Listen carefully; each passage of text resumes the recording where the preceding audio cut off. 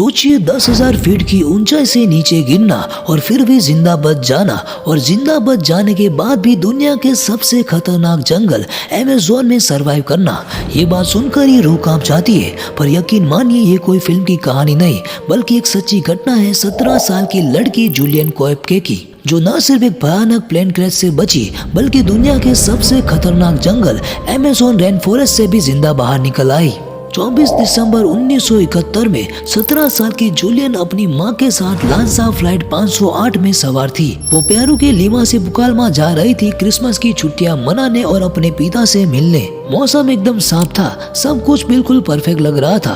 Flight में कुछ 92 passenger थे, जिसमें 6 क्रू मेंबर शामिल थे। लेकिन फिर सब कुछ अचानक बदल गया। प्लेन अपनी रफ्तार में उड़ रहा था, तभी अचानक झटके शुरू हो जाते हैं। पूरी फ्लाइट में अफरा तफरी मच जाती है, क्योंकि प्लेन एक भयानक तूफान में फंस चुका था। जूलियन जो विंडो सीट पर बैठी थी बाहर झांकती है, और तभी अचानक तेज रोशनी सीधी प्लेन के राइट विंग से टकराती है। हर तरफ चीख पुकार मच जाती है, अलार्म बजने लगते हैं। पायलट पूरी कोशिश करते हैं प्लेन को संभालने की, लेकिन तब तक बहुत देर हो चुकी थी। ऐसे में एक भयानक धमाका होता है। जूलियन को अचानक महसूस होता है कि वो अब भी अपनी सीट पर है, लेकिन अब वो सीट प्लेन के अंदर नहीं है। प्लेन हवा में टुकड़ों में बिखर चुका था और जूलियन अपनी सीट के साथ 10,000 फीट की ऊंचाई से नीचे गिर रही थी। जब उसे होश आता है तो वो खुद को घने डरावने पेड़ों के बीच पाती है। उसके शरीर पर गहरे घाव थे और उसकी कॉलर बोन भी टूट गई थी, लेकिन वो अब भी जिंदा थी। उसे यकीन नहीं हो रहा था कि इतनी ऊंचाई से गिरकर भी वो कैसे जिंदा थी। लेकिन अब उसे एहसास होता है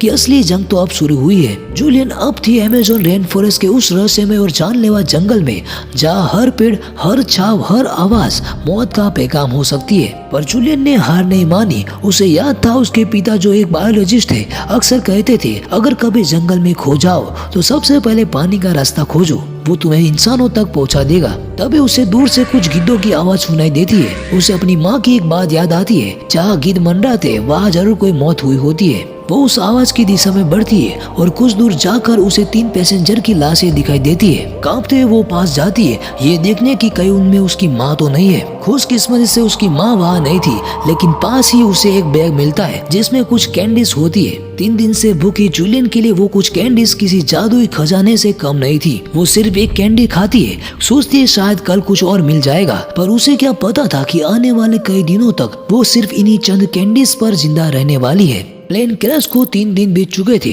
जूलियन ऐसे रास्ते की तलाश में थी जो इस डरावने जंगल से उसे बाहर ले जा सके। तभी उसे कहीं से बहते पानी की आवाज सुनाई देती है। उसे फिर से अपने माँ की वो बात याद आती है, follow the water, it will lead you to civilization. बस अब उसका मिशन तय था, नदी के साथ साथ चलना। कई दिन बीत गए। जूलियन की हालत बद से बदतर होती जा रही थी, लेकिन उसकी इच्छा शक्ति अब भी जिंदा थी। थक हार कर जब अब चलना भी मुश्किल हो गया था, तो उसने नदी में तैरते हुए आगे बढ़ने का फैसला किया।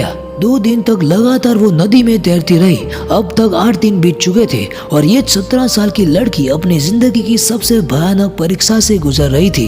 भूख की हालत में उसने सोचा शायद अब मेंढक ही उसका खाना बनेंगे, लेकिन शरीर में इतनी ताकत भी नहीं बची थी कि वो उसे पकड़ सके। और फिर एक और डरावना मोड़ आता है। नदी में तैरते हुए उसके जख्मों पर कुछ सरसराहट महसूस होती है। वो जल्दी से बाहर आती है और अपने गाँव को देखती है तो कीड़े उन गाँव को अंदर से खा रहे थे। उसकी चीखें जंगल की खामोशी में गुम हो जाती है, लेकिन वो हिम्मत नहीं हारती और फिर से आगे बढ़ती है। अब 10 दिन बीत चुके थे। जूलियन की उम्मीदें अब बुझने लगी थी, लेकिन तभी नदी तैरते हुए उसे कुछ अजीब सा महसूस होता है, जैसे नदी का साइज बड़ा हो रहा हो और कुछ दूर उसे किनारे पर कुछ दिखाई देता है। वो अपनी आंखों पर यकीन नहीं कर पाती, लेकिन ये सच था।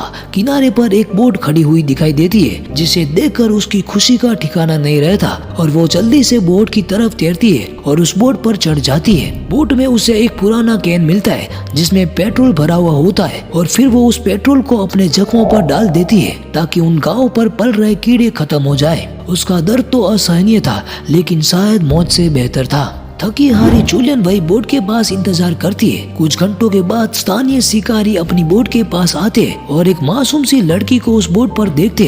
वो जूलियन को देखकर आश्चर्यचकित हो जाते कि आखिर इन घने जंगल में इतनी छोटी सी लड़की कैसे पहुंच गई। वो उसे कुछ पूछते, लेकिन जूलियन सिर्फ इतना ही कह पाती है, मैं लांसा फ्लाइट 508 की पैसेंजर हूँ, और फिर वो बेहोश होकर गिर जाती है। ये सुनकर शिकारी समझ जाते हैं कि ये कोई आम लड़की नहीं है, ये एक जिंदा चमत्कार है। वो उसे इस जंगल से सुरक्षित बाहर ले जाते हैं और फिर दुनिया को पता चलता है कि 17 साल के जुलियन कॉपके ने कैसे एक प्लेन क्रैश के बाद अमेज़न जैसे खतरनाक जंगल में 10 दिनों तक सरवाइव किया। ये सिर्फ एक सर्वाइवल स्टोरी नहीं है, ये एक हिम्मत, साहस और इंसानी जज्बे की अनोखी मिसाल है। अगर आप जुलियन की जगह होते तो क्या आप भी इतनी हिम्मत दिखा पाते? ये मुझे कमेंट में जरूर बताएं। तो मिलते हैं अगली वीडियो में, तब तक के लिए बाय बाय।